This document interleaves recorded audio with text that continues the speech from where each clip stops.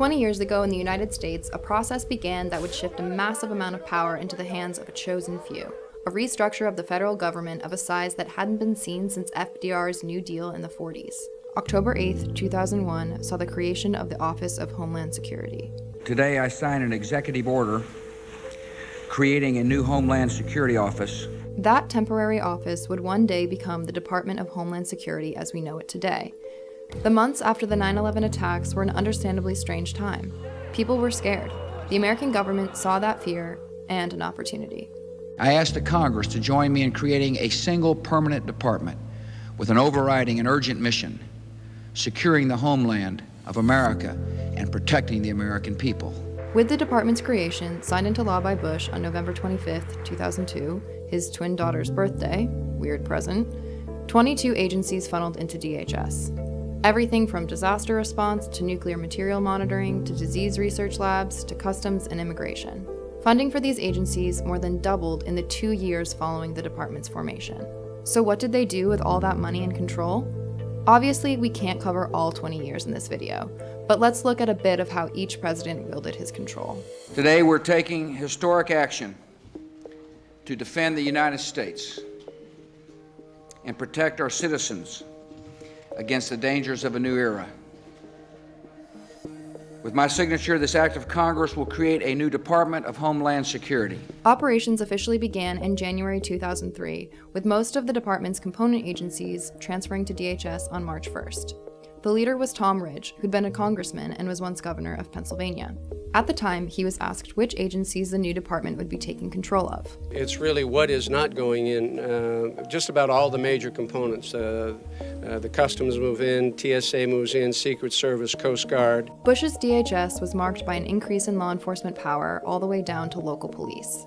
Here's Nicole Wen, an associate professor of social foundations of education at the University of Illinois, Chicago. His approach to domestic security issues at the time was to imbue the police with all kinds of police powers, right? To really give unfettered access to communities, to intelligence gathering, and the like in the name of national security. So at that time you saw, for example, New York City police officers just going into Muslim communities and just mapping bars, sports venues, who is going where, when. So it was this sort of blanket surveillance operation that was really invasive in going into communities, going into mosques, going into community spaces under the guise of national security. One early DHS implementation was the National Security Entry-Exit Registration System, also known as Special Registration or NSEERS. Launched in 2002, the program required non-citizen men of certain ages to be registered with immigration offices upon entering the country. 24 of the 25 countries listed as part of special registration were Muslim majority. A year into the program, 138,000 people were registered with NSEERS. Over a decade later, by December 2016, there were no known terrorism convictions as a result of the program. A lot of these draconian measures were a waste.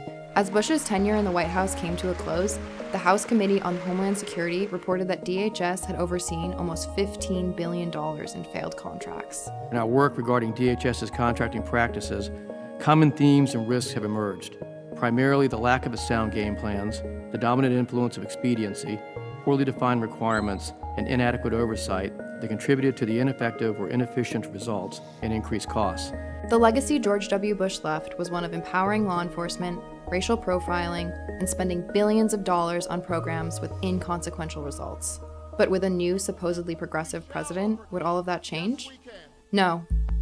The Obama presidency ushered in a new era of oversight, one of increased funding and domestic surveillance, operating on the idea that law enforcement could work together with communities to prevent violence. Let's look at Christmas 2009, when an al-Qaeda operative got on a plane with a bomb sewn into his underwear but failed to properly detonate the explosive. If he had been successful, the 290 people on board would have perished. The only thing that saved them was al-Qaeda's own incompetence, but it was DHS's incompetence that even allowed him to be on that plane. DHS's counterterrorism efforts failed in this instance for the very reason the department was created in the first place: an interagency failure to communicate. In response, President Obama increased the surveillance and security efforts that had already failed. Immediately after the attack, I ordered concrete steps to protect the American people. New screening and security for all flights, domestic and international. more explosive detection teams at airports, more air marshals on flights, updated our terrorist watch list system, including adding more individuals to the no-fly list. TSA is requiring enhanced screening for passengers flying into the United States from or flying through nations on our list of state sponsors of terrorism or other countries of interest. In 2011, DHS released a strategic implementation plan, which was designed to counter violent extremism and promoted community partnerships with law enforcement. Around the same time, the Countering Violent Extremism Grant Program, or CVE, was launched, providing funding to state and local communities to prepare for, prevent, and respond to emergency threats from violent extremism. Guess who they focused on?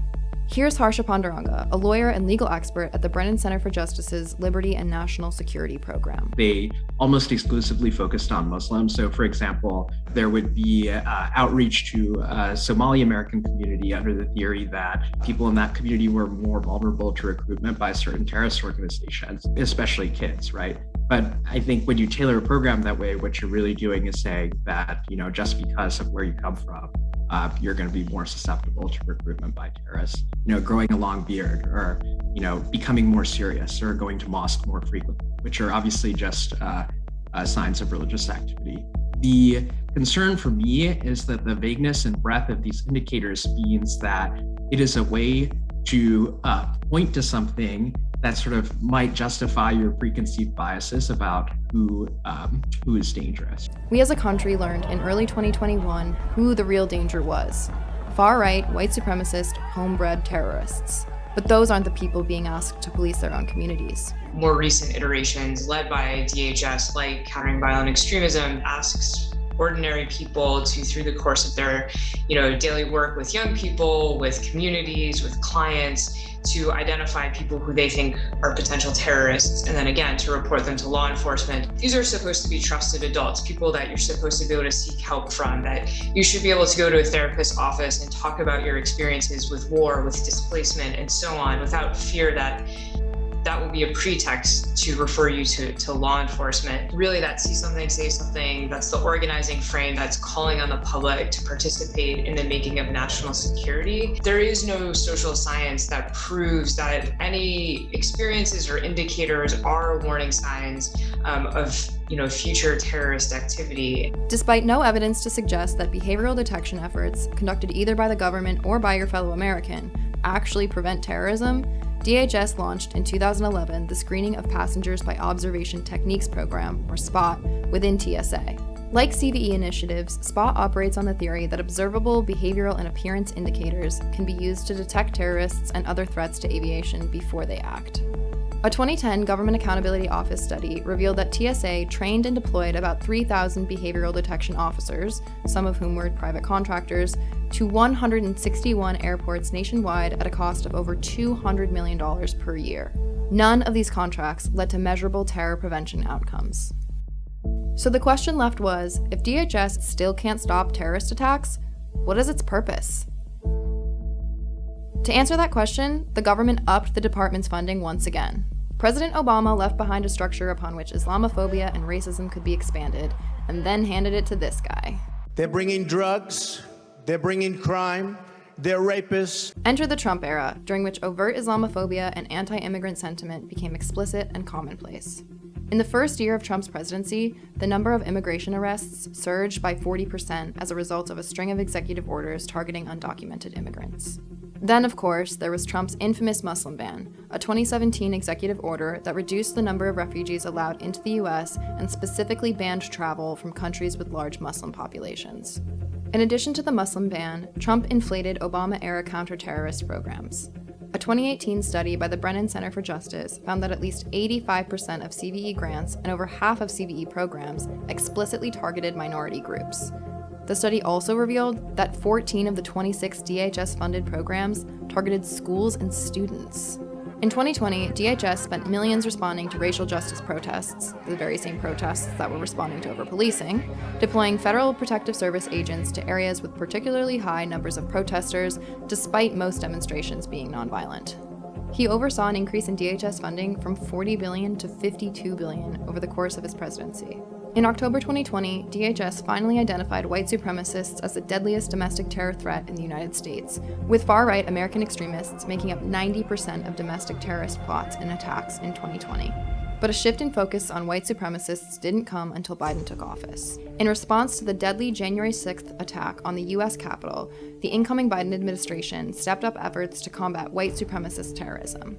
Like his predecessors before him, Biden increased DHS's funding once again. Many Americans welcomed Biden's new focus on white supremacy within DHS without realizing the larger implications more funding will have on Muslim, Black, and brown people living in the United States. There's a continuity across presidential administrations, and I think the continuity shows us that it's not about tinkering with programs, it's not about tinkering with funding streams, it's actually getting to the root of what justifies the Department of Homeland Security, this idea around national security, the homeland, terrorism, that we can somehow go into communities and find future threats that don't exist anywhere. And so I think unless we get to sort of the root of where our desire for DHS comes from, we're going to just continue to see these different iterations that are responsive to whatever historical moment we're in. Nearly 20 years later, we don't yet know what President Biden's DHS will look like, or if he will address the ongoing issues that led to DHS's creation in the first place, namely the lack of transparent and timely interagency communication. We can, however, see that Biden has no plans to significantly reduce the presence and power of the Department of Homeland Security. And until the American people challenge the powers that be, Muslims and people of color will continue to be targeted by a government department that has yet to prove that it is keeping the homeland secure.